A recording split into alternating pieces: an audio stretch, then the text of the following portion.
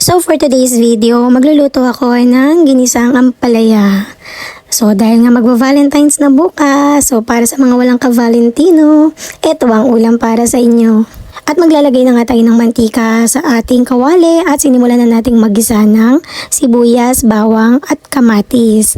At kapag nadurog na nga ang kamatis at nagsama-sama na ang kanyang aroma, pwede nating ilagay ang ating ampalaya at ang ating panimpla na chicken cube.